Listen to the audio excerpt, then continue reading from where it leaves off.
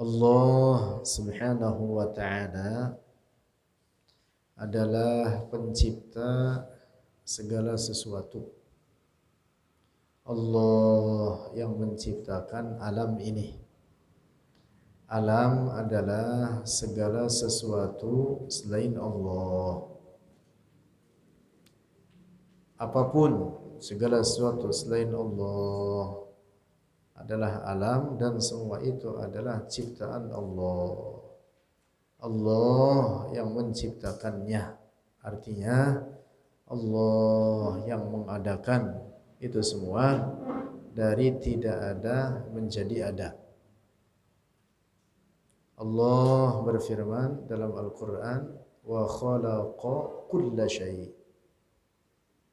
wa khalaqa kulla syai', dan Dia Allah yang telah menciptakan kulla syai', akan segala sesuatu. Penyebutan ayat ini dengan kalimat kulla syai' memberikan pemahaman mutlak. Segala apapun, segala makhluk Allah ini adalah ciptaan Allah. Segala benda dengan segala sifat-sifatnya. Bumi dengan segala isinya ciptaan Allah. Langit dengan segala isinya ciptaan Allah. Apa yang antara langit dan bumi semua itu ciptaan Allah. Manusia dengan segala perbuatannya ciptaan Allah. Termasuk Arsy juga ciptaan Allah. Arsy adalah makhluk Allah atau ciptaan Allah yang paling besar bentuknya. Yang paling besar bentuknya. Karena itu dalam Al-Quran ada penyebutan secara khusus terkait besarnya Arsy dalam firman Allah, wa huwa rabbul arsyil azim. Wa huwa rabbul arsyil azim. Wa huwa, dan Dia Allah Tuhan Arsy yang sangat besar. Artinya pencipta bagi Arsy yang mengadakannya dari tidak ada menjadi ada. Penyebutan Arsy disandarkan bagi Allah dalam ayat ini, padahal Allah adalah Rabbu kulli syai'. Mengapa dalam ayat ini disebutkan Rabbul Arsy? Penyebutan secara khusus terhadap Arsy, padahal Allah Rabbu kulli syai'. Dalam ayat lain Allah berfirman Rabbil alamin. Rabbil alamin, Tuhan seluruh alam ini, termasuk Arsy bagian daripada alam. Nah, tetapi mengapa dalam ayat tersebut itu tadi ada penyebutan secara khusus penyandaran Arsy kepada Allah, Rabbul Arsy, untuk memberikan pemahaman keagungan, kemuliaan dan kedahsyatan Arsy. Makanya dalam penyebutan sifatnya ada kalimat Al-Azim, Rabbul Arsyil Azim.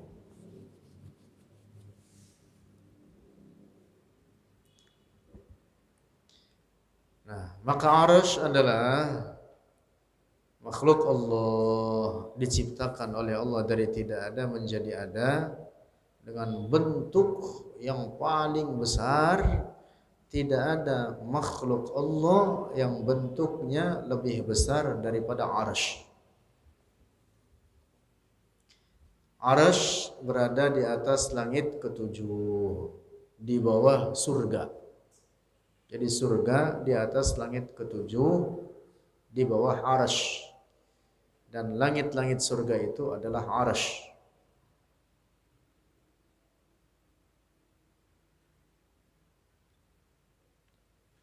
Catatan pentingnya terkait makhluk Allah yang bernama Arsy ini, tidak boleh dikatakan sebagai tempat bagi Allah. Allah tidak bertempat pada ciptaannya. Sayyiduna Ali bin Abi Thalib berkata, "Innallaha khalaqal 'arsya izharan liqudratihi wa lam yattakhidhu makanan lidzatihi." Demikian dikutip oleh Al-Imam Abu Mansur Al-Baghdadi dalam kitab Al-Farqu Bainal Firaq. Seorang imam terkemuka, penulis kitab ini Al-Imam Abdul Qahir Ibn Tahir Abu Mansur Al-Baghdadi rahimahullah. Beliau mengutip perkataan Sayyiduna Ali itu tadi yang mengatakan, innallaha, sesungguhnya Allah, khalaqal 'arsya, menciptakan 'arsy, izharan liqudratihi, untuk menampakkan tanda-tanda kekuasaannya. Walam yattakhidhu makanan lidzatihi, dan bukan untuk menjadikannya sebagai tempat bagi zatnya. Allah tidak bertempat di atas arsy atau bersemayam di atas arsy, juga tidak bertempat pada makhluk-makhluk lainnya. Tidak bertempat di satu tempat atau di semua tempat, tidak berada pada satu arah atau di semua arah. Yang benar, Allah ada tanpa tempat dan tanpa arah.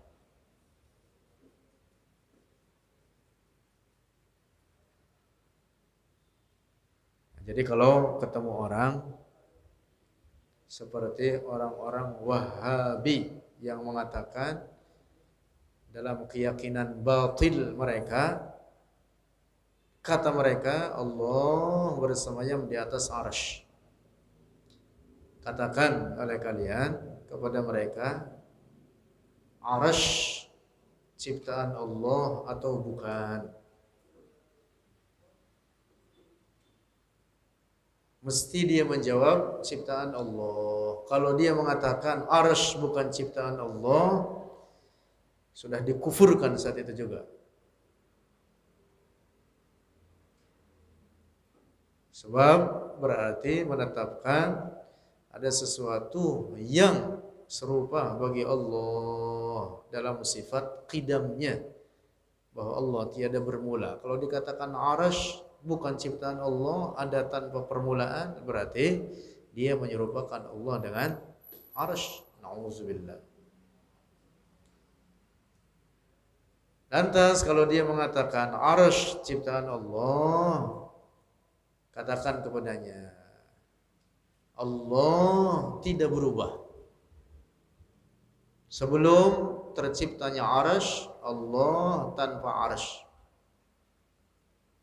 Maka setelah menciptakan arsy, Allah tidak kemudian bertempat pada ciptaannya tersebut. Kalau Allah berubah kemudian bertempat pada ciptaannya tersebut, maka berarti Allah baharu.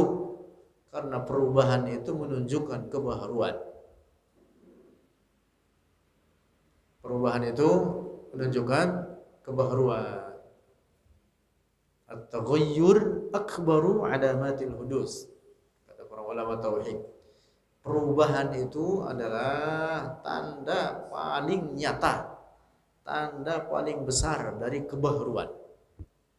Kalau Allah berubah dari semula tanpa arsy kemudian bertempat pada arsy, maka berarti Allah baharu. Kalau Allah baharu, maka berarti Allah sama dengan ciptaannya sendiri. Nauzubillah.